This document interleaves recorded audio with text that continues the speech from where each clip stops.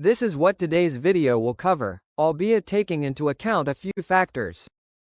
For one, damaging earthquakes will not be factored in, nor tsunamis generated from said earthquakes. We will assume that all structures will now decay or rot in any way, and we will not factor in hazards related to ancient wildlife.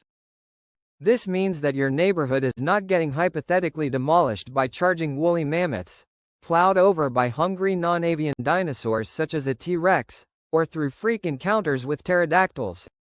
For example, let ice sheets take the third most populous city in the United States, which is also where my friend who runs the Earthquakesim YouTube channel lives, Chicago. Chicago would be eliminated fairly quickly, as it would have been plowed over by the existing Laurentide ice sheet starting only a mere 16,000 years ago. A similar fate would occur to New York City, Buffalo, Columbus, Cleveland, Minneapolis, and Seattle during the last glacial maximum 20,000 years ago. However, glaciers weren't the only problem during the Pleistocene Ice Age, as there were also very large lakes such as Lake Bonneville Ice Age Lake in Utah, which would have covered Salt Lake City in 856 feet or 261 meters thick of water. Redding, Sacramento, and Bakersfield would also be underwater if you went back 700,000 years ago to when the vast Lake Corcoran existed in central California.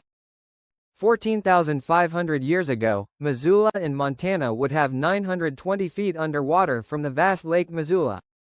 Large Ice Age outburst floods, megafloods from two of the aforementioned lakes would have destroyed Pocatello in Idaho 14,500 years ago, while Richland in Washington and Portland in Oregon would have been inundated by the Missoula megafloods between 13,000 and 15,000 years ago. However, sometimes you wouldn't even need to go to the last glacial period for trouble to strike. For example, California's modern city of Corcoran would have been underwater in 1800, being covered by 18 feet thick of water from Tulare Lake. Or, volcanic eruptions. The northeast portion of Arizona's town of Donny Park would have seen every structure collapse due to receiving heavy ashfall from Sunset Crater's destructive eruption in the year 1085. Or, in Oregon, Bend, Klamath Falls, and Pendleton would have every single roof collapse after receiving at least 8 inches or 20 centimeters thick of ash due to Mount Mazama's caldera-forming eruption in the year 5783 BCE, which created the crater Lake Caldera. On the topic of volcanoes, there are 3 big eruptions which would have removed multiple large cities from this list. That being from caldera-forming eruptions of Yellowstone, the Long Valley Caldera, and the Valles Caldera. Yellowstone's last VEI-8 explosive eruption 631,300 years ago would have led to roofs collapsing in multiple states including in the cities of Denver and Colorado Springs. The Long Valley Caldera's eruption 764,800 years ago would have done the same to Los Angeles and Las Vegas, while the Valles Caldera's eruption 1.223 million years ago would have caused widespread damage to Albuquerque. In the context of global sea levels, you might be surprised to learn that sea levels have been largely much higher during the last 100 million years than they are now.